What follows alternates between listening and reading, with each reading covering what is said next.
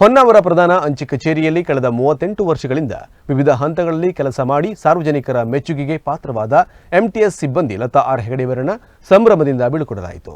ಅಂಚೆ ಇಲಾಖೆಯಲ್ಲಿ ವಿವಿಧ ಹಂತಗಳಲ್ಲಿ ಕೆಲಸ ಮಾಡಿ ತಮ್ಮ ಶಿಸ್ತು ಮತ್ತು ಹಸನ್ಮುಖದ ಸೇವೆಯಿಂದ ಇಲಾಖೆ ಮತ್ತು ಸಾರ್ವಜನಿಕರ ಮೆಚ್ಚುಗೆಗೆ ಪಾತ್ರವಾದ ಎಂಟಿಎಸ್ ಸಿಬ್ಬಂದಿ ಲತಾ ಆರ್ ಹೆಗಡೆಯವರನ್ನು ಮಂಗಳವಾರ ಹೆಡ್ ಪೋಸ್ಟ್ ಮಾಸ್ಟರ್ ಎಂಎಸ್ ಗೊಂಡ ಅವರ ಅಧ್ಯಕ್ಷತೆಯಲ್ಲಿ ಬೀಳ್ಕೊಡಲಾಯಿತು.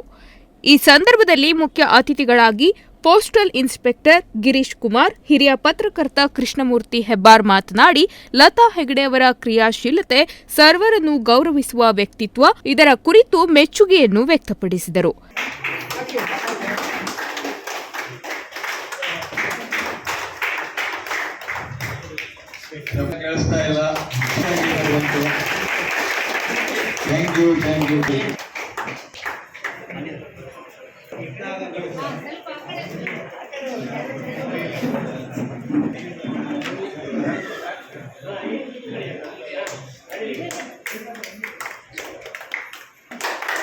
ಲತಾ ಹೆಗಡೆ ಮಾತನಾಡಿ, ನನಗೆ ಜೀವನ ಸ್ವಾವಲಂಬಿಯಾಗಿ ನಿರ್ವಹಿಸಲು ಸಹಾಯ ಮಾಡಿದ್ದು ಅಂಚೆ ಇಲಾಖೆ ಎಂದು ಹೇಳಿ ತಮ್ಮ ಸೇವಾ ಜೀವನದ ಸಿಹಿ ನೆನಪುಗಳನ್ನು ಮಾಡಿಕೊಂಡು ಇಲಾಖೆಗೆ ಮತ್ತು ಎಲ್ಲ ಸಿಬ್ಬಂದಿಗಳಿಗೆ ವಿಶೇಷ ಕೃತಜ್ಞತೆ ಸಲ್ಲಿಸಿದರು.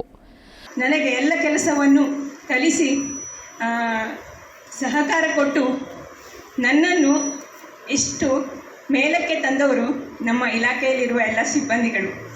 MTS ಆಗಿ ಕುಮಟಾದಲ್ಲಿ 2014ರಿಂದ 20ರ ತನಕ ಕೆಲಸ ನಿರ್ವಹಿಸಿ 20ರಿಂದ 20ರ ಅಂದರೆ ತನಕ ನನ್ನ ಅಂಚೆ ಇಲಾಖೆ ಸಾಗಿತು.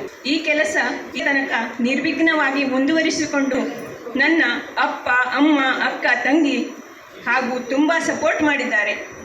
ಇದಕ್ಕೆ ನಾನು ಧನ್ಯವಾದ ಹೇಳುತ್ತೇನೆ.